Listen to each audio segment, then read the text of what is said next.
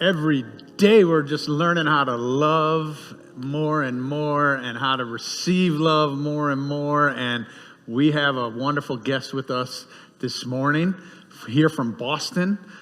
Mary Katherine Morn is the executive director of the Unitarian Universalist Service Committee, and so she is going to be speaking to us and helping us learn even more how to love in this world. So let's get right to it. Let me just say good morning. Welcome to All Souls. Whether you're here in the building on this snowy Sunday morning or whether you're with us online, it's great to have people from all over the country and all over the world with us.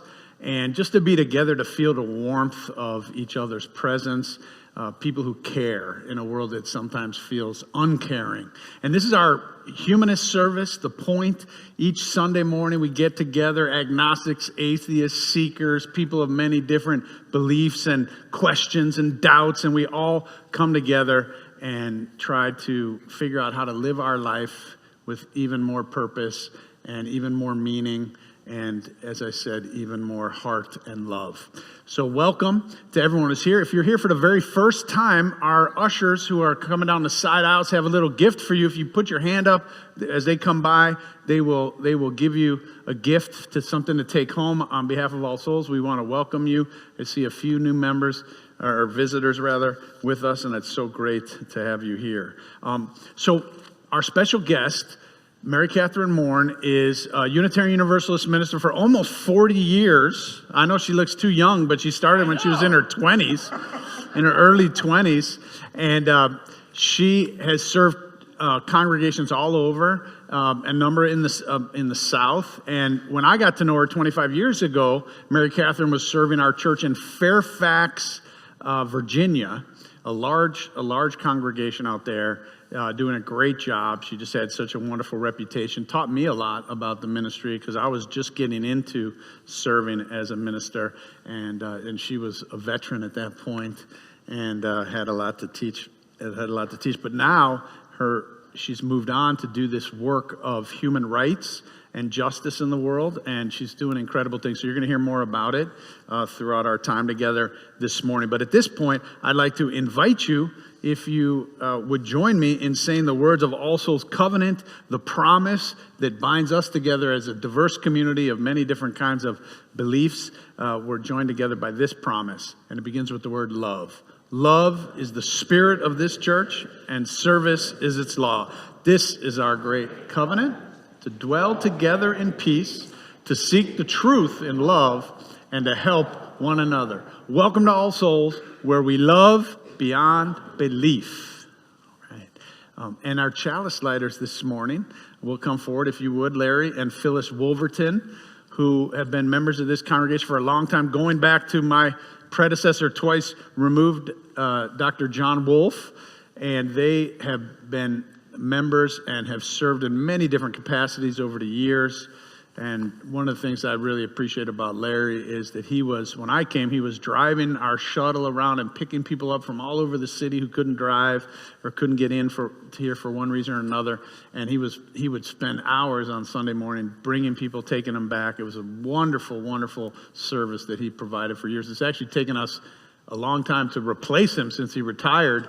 We got a whole team of people. Randy Lewis has got a whole team of people now helping us to do the job that he did alone. So thank you for lighting our chalice. There also have been supporters over the years of the Unitarian Universalist Service Committee.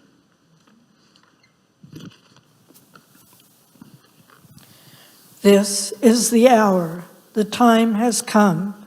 Mindful of our responsibilities as leaders of this faith and guardians of the living tradition, we call upon that great cloud of witnesses, those who came before, those who are here now, and those who have yet to come.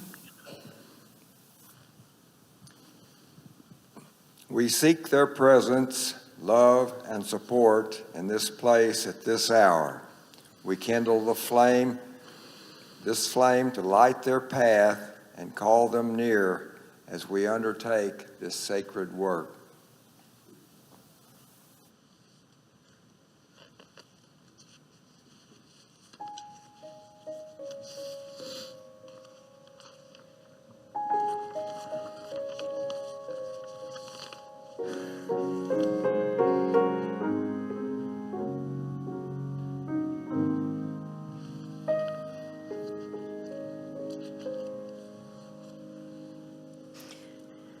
Good morning, All Souls.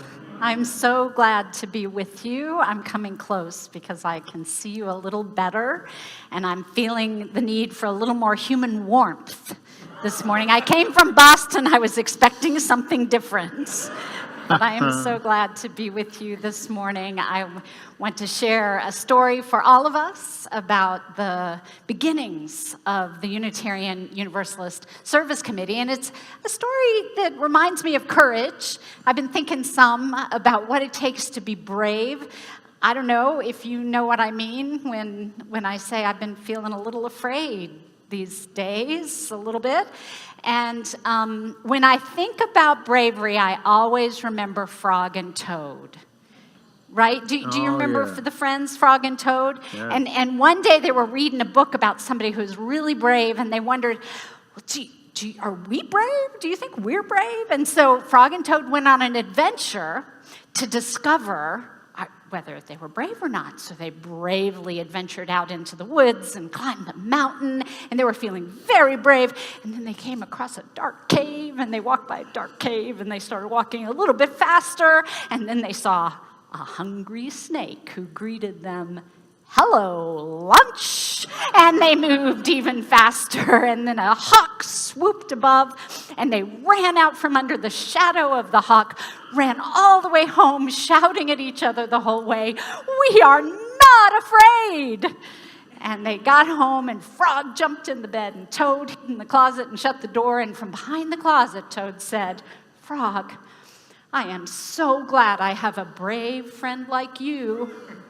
And Frog said, "Toad, I am so glad to have a brave friend like you."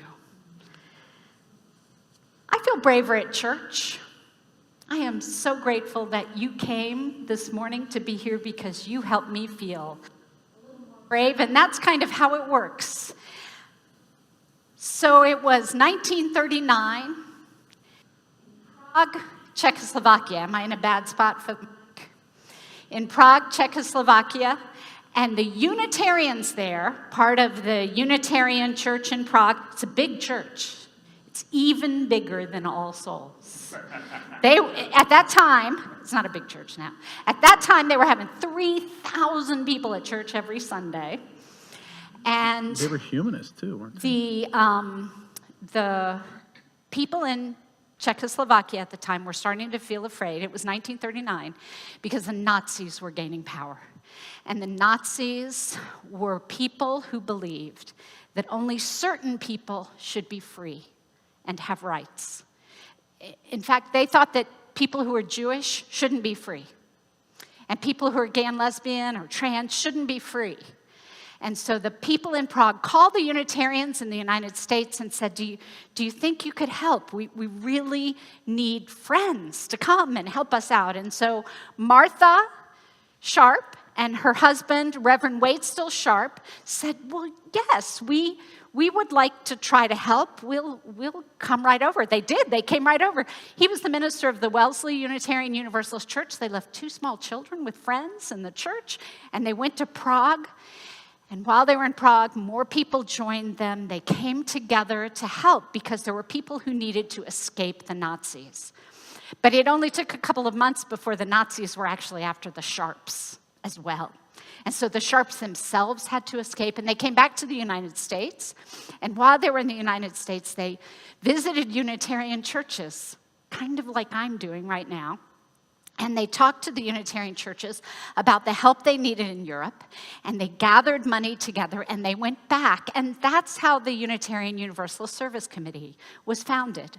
And now here it is, 85 years later, and we are still working around the world in the name of Unitarian Universalism and through the support of Unitarian Universalists and congregations to help people escape, to provide food for people who are in situations where there's violence and war, and to help people create fair laws for everyone.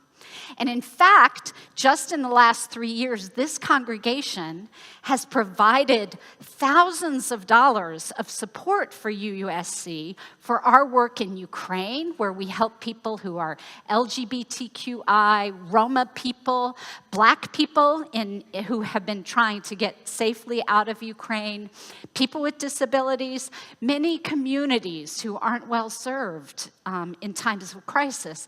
And we've been working with them, and your support also helped us with our work in Haiti. So I came here to Tulsa all the way from Boston so that I could say thank you and to share with you what a difference it makes when you support this work in this way.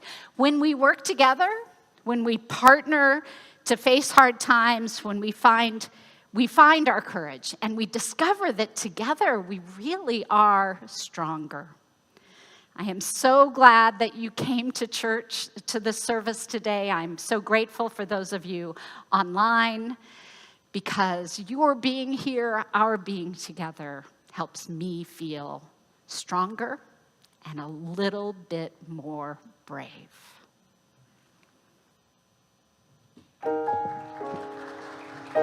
We'd like to invite our children to go with Miss Shannon. Here she is right here. Children and youth to their classes. Thank you.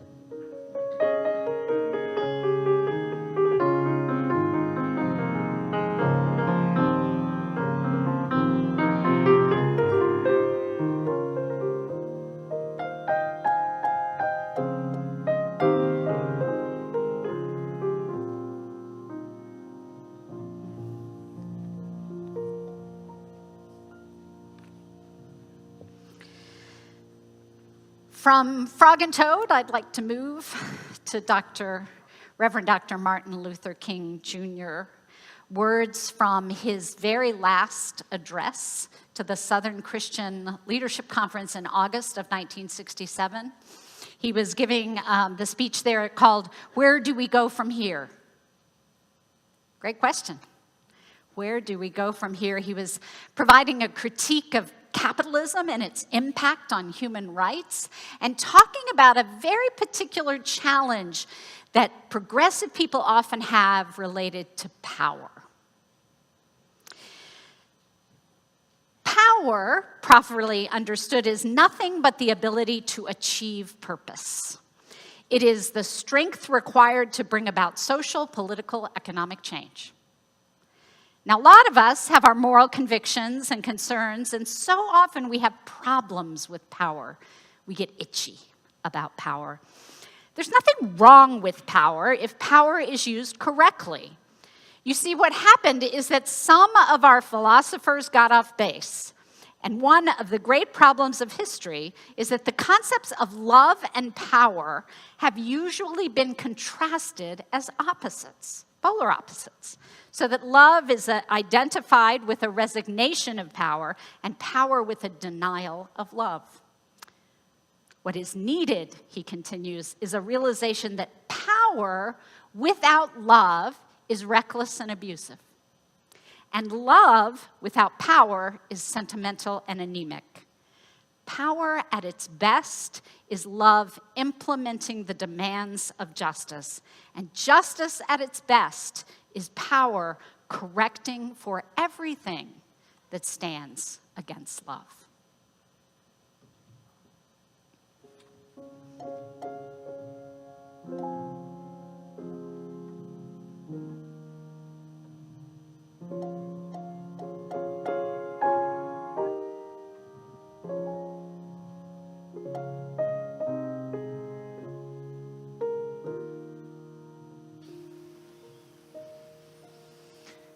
Today, we honor the mystery of life and all of its complexities. Together, we acknowledge that change is a part of our daily lives, and yet, we do not traverse this path alone. I am so grateful, and I think all of us hold a lot of gratitude for being a part of a community where we can share our lives' transitions, both joyful and painful. This morning, we're holding space in a number of ways, lifting up sorrow, lifting up, and creating a moment to extend our heartfelt condolences and grieve with the members of the Holland Hall community. On Thursday night, 3 juniors were involved in a car accident near 91st and Riverside, and 2 of the teens in the car were killed. The driver is in critical condition.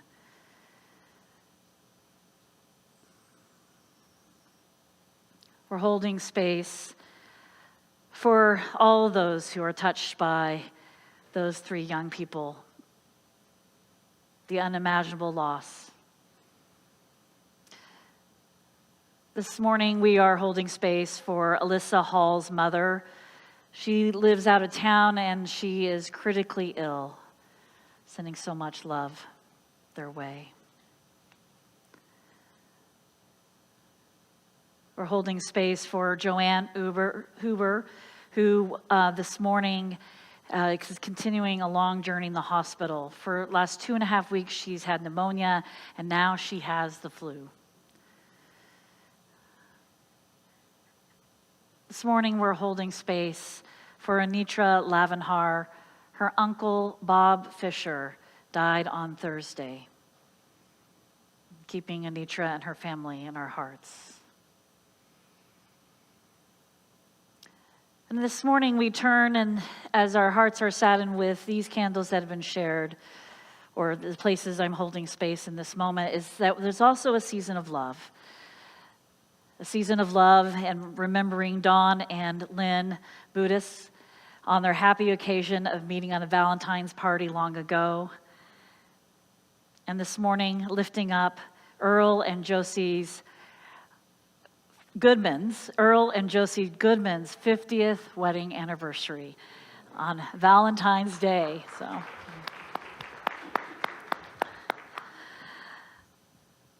May we each find the strength we need in this hour. We need it when we need it most. It is here. And may we enter into this moment of silence and let us continue to hold each other in our thoughts and our intentions as we go about our daily lives.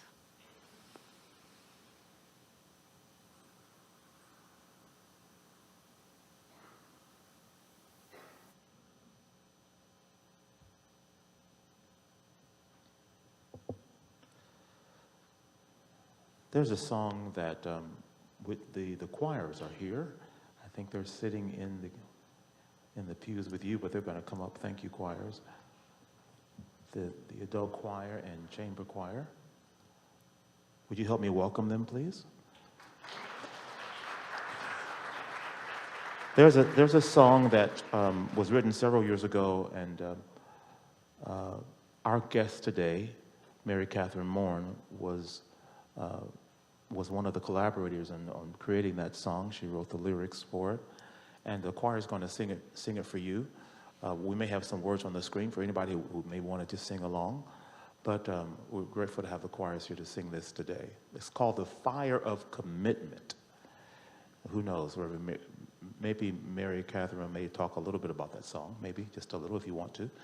But we're so glad that you're here, and we can share this song that you helped to create with all of us.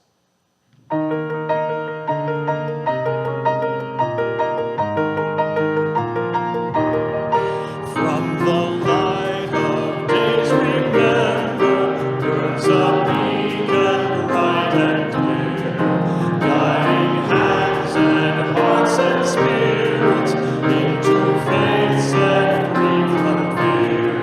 When the fire of commitment sets our mind and soul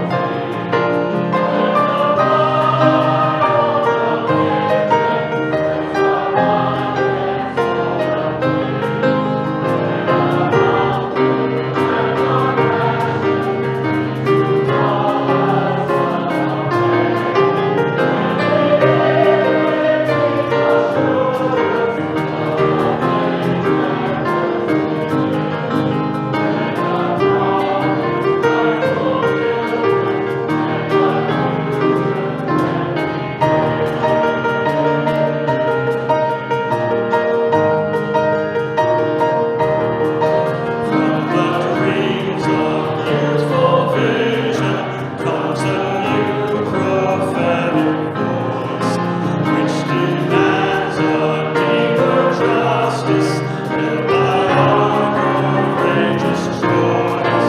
When the fire of commitment sets our mind and soul ablaze, when our hunger and our passion need to call us on.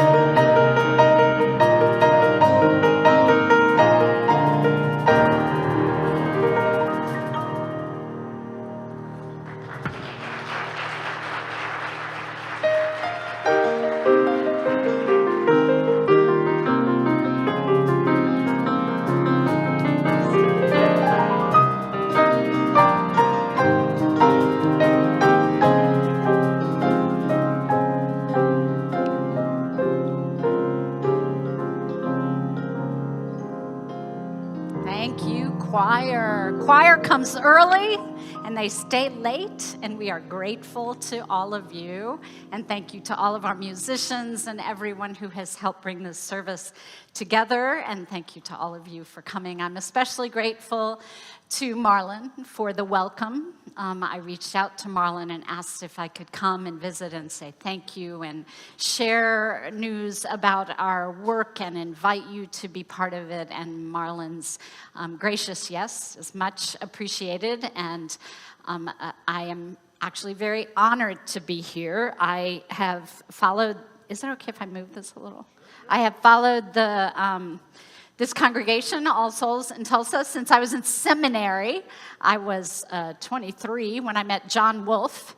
He was rather imposing even back then, but known much about the really important and wonderful ministry that happens here in this congregation. Creative, brave, committed to the community you live in, creating real change and helping our world be a little brighter, helping ensure that all people can thrive and flourish, which is the vision that UUSC holds and that we share.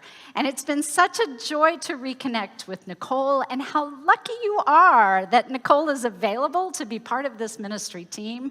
She works full-time preparing our colleagues to do ministry, and you are just so blessed. You are have much fortune in having these colleagues and others. I haven't met Randy. Next time I come, I'd very much like to meet Randy. I'm glad to see all of you. Thank you very much for having me. There was an election, but a powerful leader rejected the results. He threatened his enemies and jailed his political opponents. And now, as senior general of the nation's military, he is waging a war against the people of his nation. I'm talking about Burma, also known as Myanmar.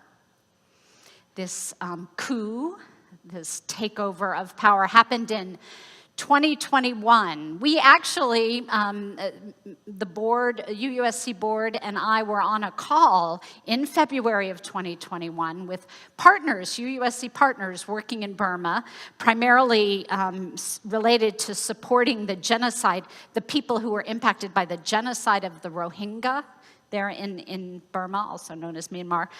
The Rohingya are a Muslim minority in Burma, which is a nation dominated by Buddhist nationalists. Our partner Debbie said that there were indications that the military, it sounded like the military was going to attempt to challenge the results of the election that had just happened. And then she said, a little conspiratorially, they're taking a page from Trump's playbook. This was a little more than 1 month after January 6th, 2021. And within 48 hours of our call with Debbie, Aung San Suu Kyi was in prison again. Last month, I had the privilege of traveling with several UUSC staff and a member of our board to Chiang Mai, Thailand, to host a convening of UUSC partners from Burma. Our partnerships there have broadened since the coup happened, and now we actually welcomed 15 grassroots groups, representatives from 15 different grassroots organizations in Burma, and over 2.5 days, we learned about their current struggle for freedom in the midst of the military's brutal ongoing attacks against their own people. What's happening right now is you may be reading and have learned that the rebel armies, I draw a circle because they're primarily around the perimeter of the country. The rebel armies are actually gaining some ground, which means that the ground advance has diminished, so the airstrikes are increasing. So the people are being terrorized all throughout the country. These 15 UUSC partner organizations shared with us their vision for a multi-ethnic democracy. Their stories were so brave, so creative, so powerful. Cherry, from the Corinne Peace Support Network, she's the woman on the far left in the white coat, Cherry shared a particularly powerful story about an innovation they made. It was several years ago, and they had received funding for vaccines for people in the refugee camp, but they couldn't bring them over the border. So the regulations literally did not allow them to vaccinate the people they had the vaccines for. And so they put a tent up for the nurses on one side of the border and the refugees on the other side of the border, and they literally reached across the border with their arms to be vaccinated. That's the kind of creative, courageous work that these partners are doing across the world, and in Thailand and Burma in this case. One of the highlights of our trip included attending the 25th anniversary of the Women's League of Burma. This picture is actually from that event. There were 300 to 400 women there, and just think for a minute about how remarkable this is. So you may know that in Burma, we use Burma because that's what our partners choose to call their country, is Burma rather than Myanmar. Across Burma, there are 33 different distinct ethnicities. And over the last 25 years of the history of Burma, it's been a period of ethnic hatred, violence, and, as I said, even genocide.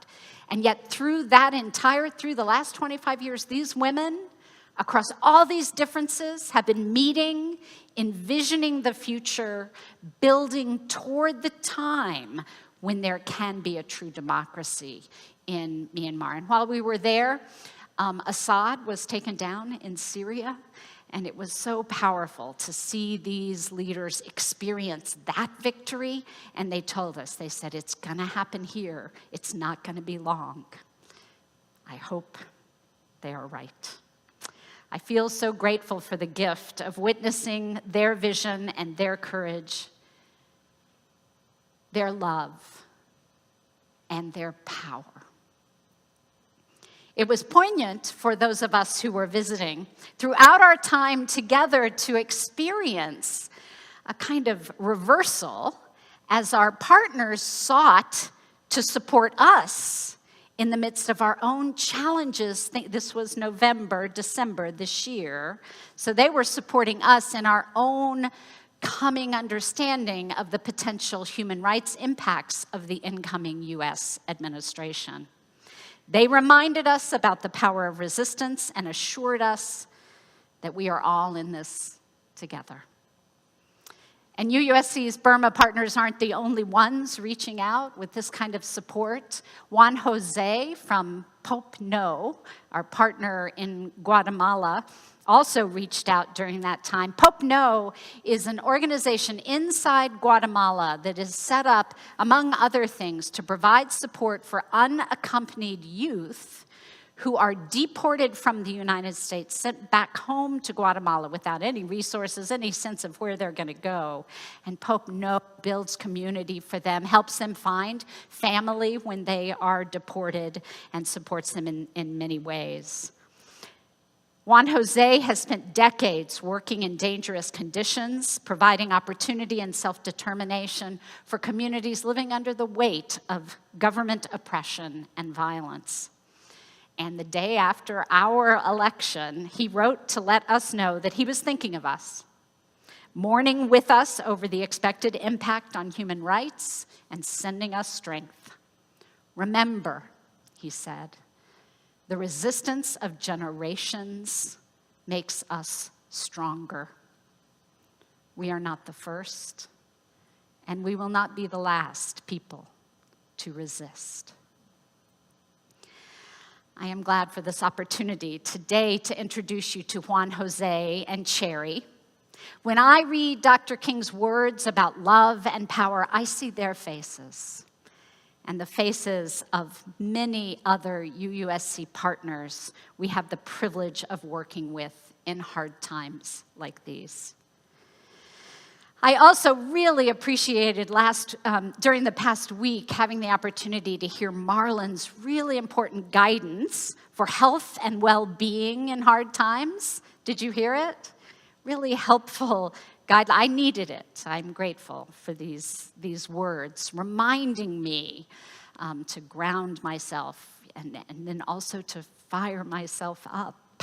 Let's do that today. So this morning, I want to simply add, we need each other to be brave. We are stronger together. In committed community, we can bring power to the demands of love and love to the power of action. At UUSC, of course, our next human rights crisis response is developing right here in the United States. And even if you may hear my voice shake a little more than usual, I can tell you we know what to do. I'm not saying that we know everything or that we can predict anything or that we know the only right way.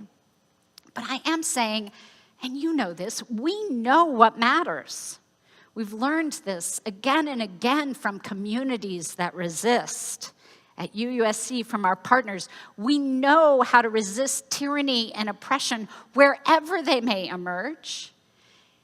And we respond in partnership with movements and always centering the people most at risk. And right now, some of the people most at risk here in the United States are people who are trans. So when we were doing our preparation for the possible scenarios before the election, we actually met with some of our partners and asked them, if it happens that the election is carried by individuals and groups that are denying your humanity, legislating against your existence, what will you need? One of those groups was Pink Haven. Pink Haven is an organization about 3 years old. UUSC has been supporting them from the very beginning. They were established to work with people who are displaced here in the United States. Trans people who live in states that are legislating against their rights, their medical care. And what Pink Haven does with our support and the support of others is help families and individuals move to safer places. So UUSC has worked with congregations and progressive people in safer states to build a home and a community so that these travelers will be welcomed and have the opportunity to build a new life and find new hope. From its very beginnings, UUSC has worked with people who are forcibly displaced. Hungary, in the Pacific, in Ukraine, in Bangladesh, and many places around the world. It is heartbreaking that we are needing to do this work now here in the United States, but we are answering this call. So what they asked for, we provided a grant of $80,000 the week after the election to support travel subsidies, security, and staffing for Pink Haven. Because of financial support from UUs and other progressive people, we were able to say yes. And of course, we know that there will be many new emerging needs for trans people, for people who are migrating, and many others. And we are working to develop our strategies, find the right lanes, working together with congregations and other partners to develop the response that is right for us.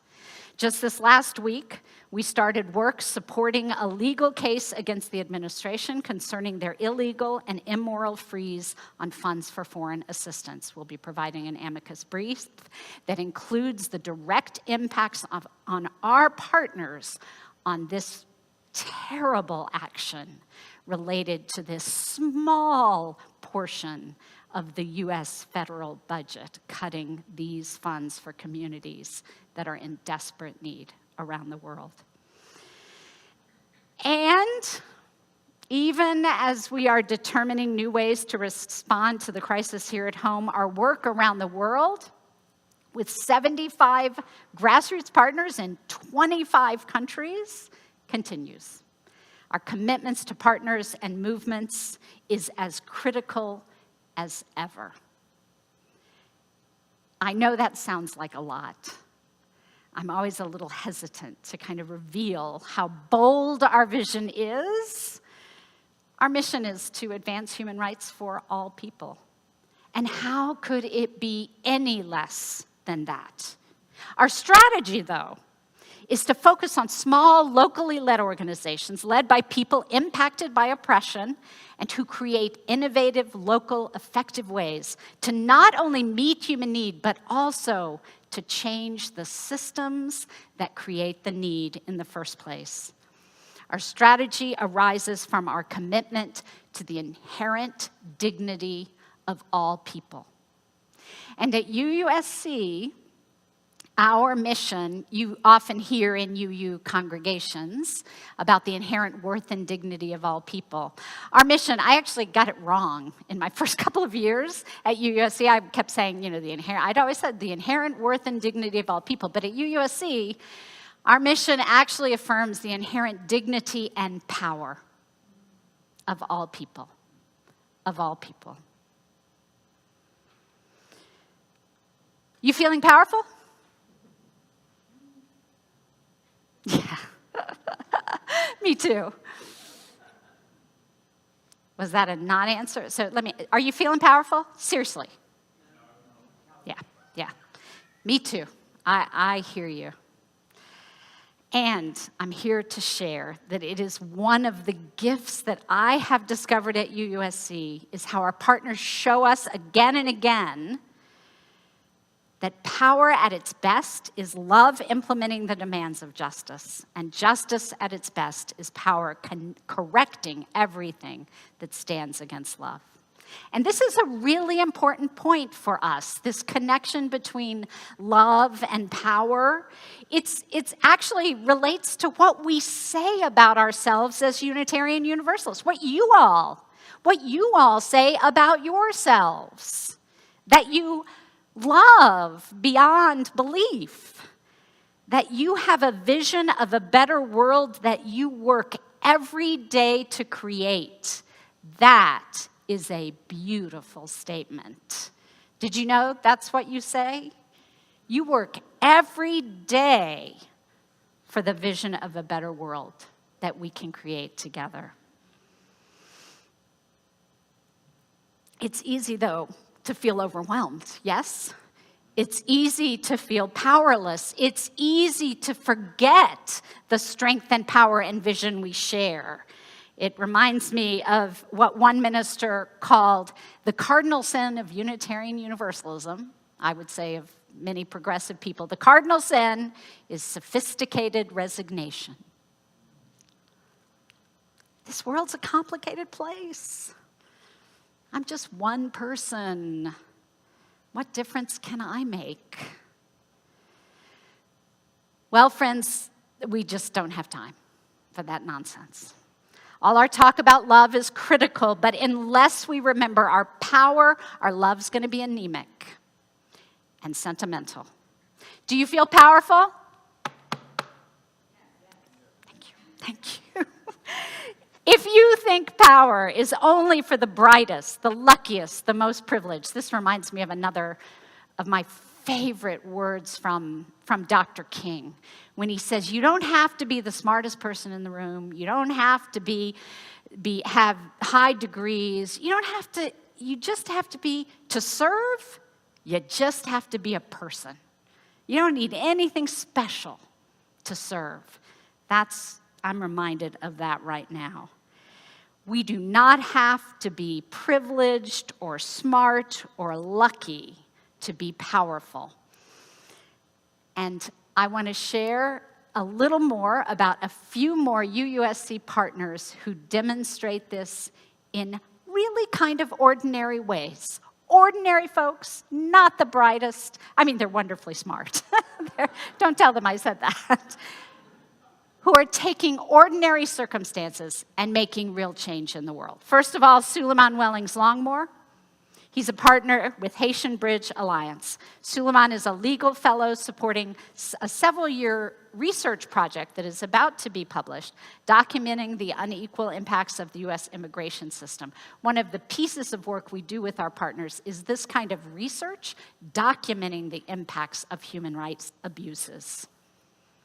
Katya Bante is a UUSC partner coordinator for GAR, which provides critical aid to repatriated Haitian migrants and fights for their human rights to be respected across borders. We are so glad to already have this important relationship in this time when the work has become even more important. And finally, Anna Maria Tesfaye. Anna Maria is the co-founder of QueerSvit, a UUSC partner offering resources and companionship to the queer community in Ukraine that has been impacted by Russia's full-scale invasion. I had the privilege of meeting Anna Maria just 8 months after the full-scale invasion and learned that by that time we had become their only funder. Another thing UUSC works hard to do is help our partners find other sources of funding for their good work. So love and power, Anna Maria, Suleiman, Katya, love and power. Can we stop spreading the disinformation about our helplessness? Sure, the people in charge always want us to believe that there's little we can do, right? As Rebecca Solnit says, the fact that we cannot save everything doesn't mean we can't save anything, and everything we save is worth saving.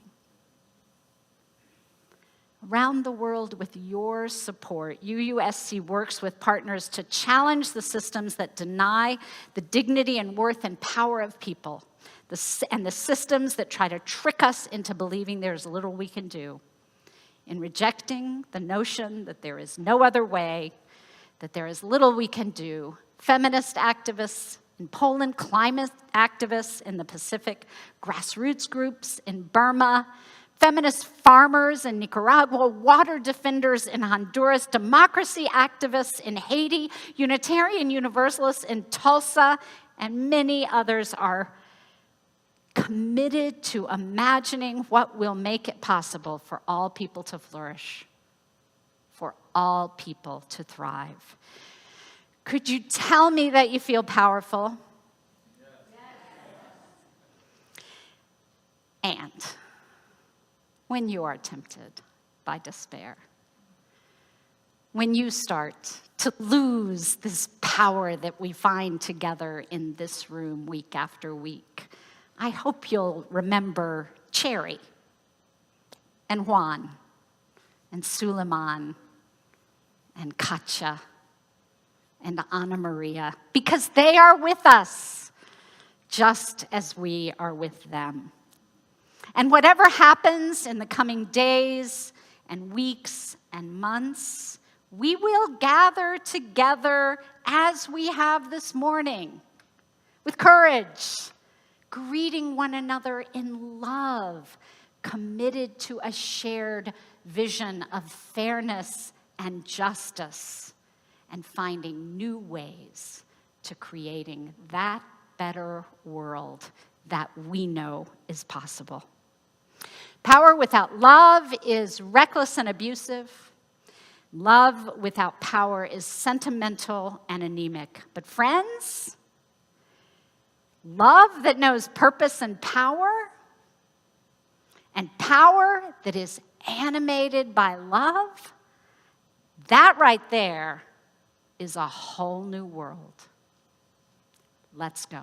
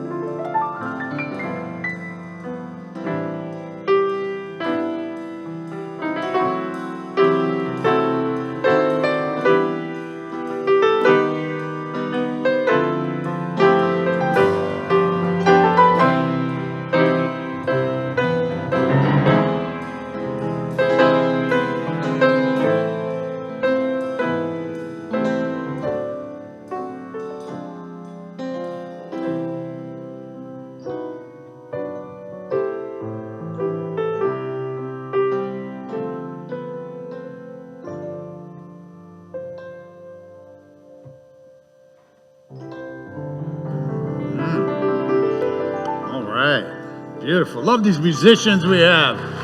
Oh, yes. Thank you. Thank you.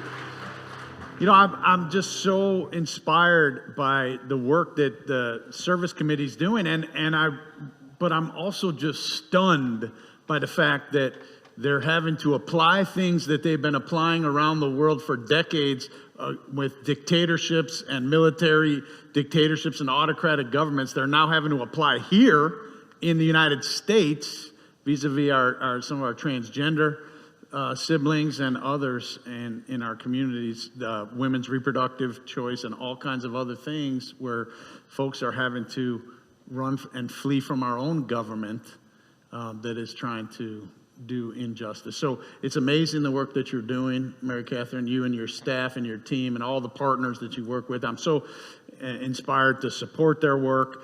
We're going to take up an offering in just a minute, and you could give, and I hope you will, contribute generously to support this work all over the world and here in our own country.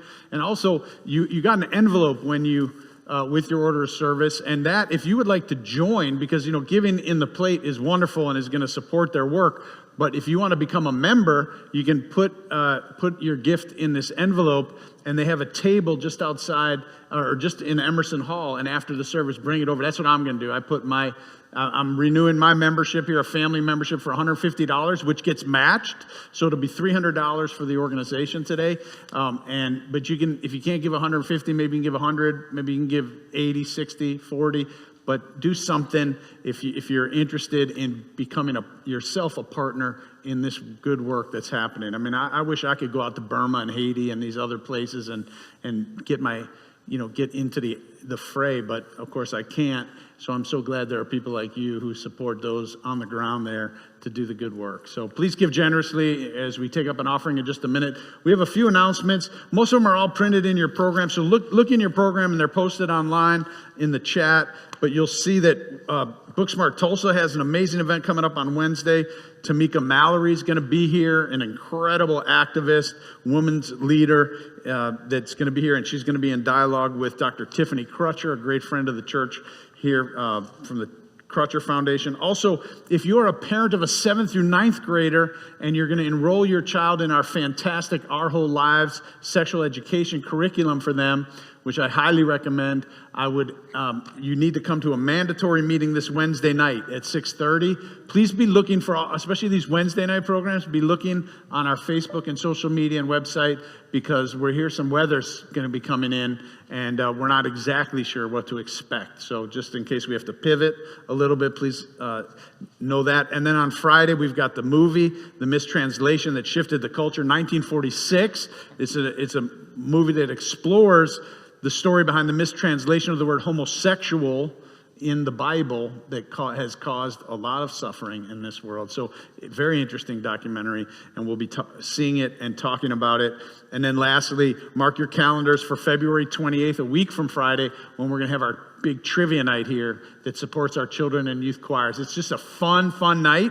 It's worth coming, even if it wasn't supporting our choirs, but it is. So I hope you can come and join a team or bring a team, but let's all have some fun together. And I'm going to be a judge because I'm terrible at trivia, but I'll have all the answers. I'll be able to judge and watch and make sure nobody's cheating. All right, it's going to be a lot of fun. So right now, let's take up an offering for the service committee. Please give generously.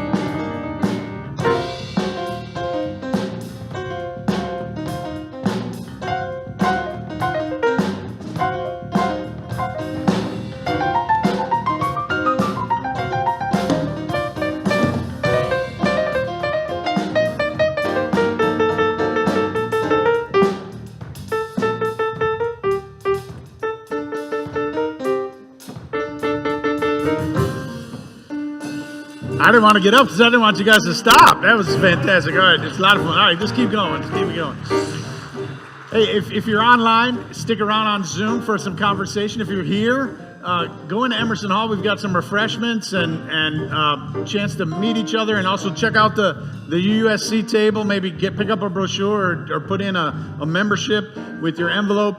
Also, if you're here as a visitor for the first time, just out the door to your left in the Sonnen Library, we have folks there to greet you. I'm going to come in and say hello, and if you have any questions about All Souls, and if you're ready to join All Souls today and become a part of this, we had 43 members that we welcomed in last Sunday.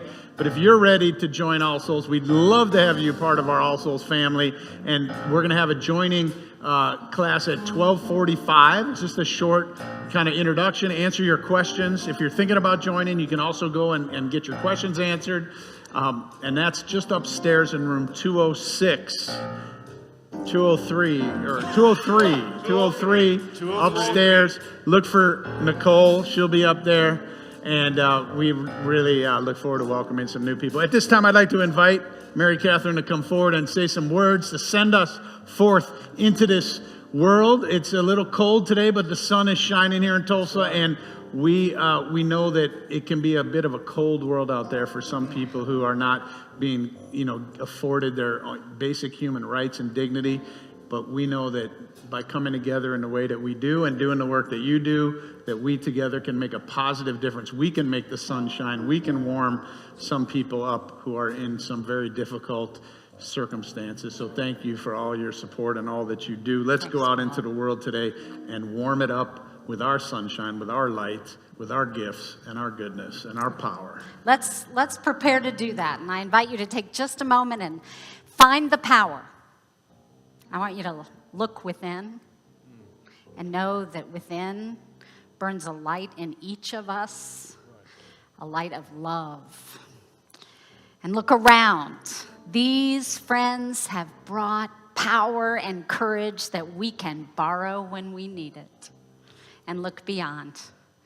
There's a new world calling us, needing us. This world needs you. That's right. This world needs us. Go, friends, and be loved. And be loved.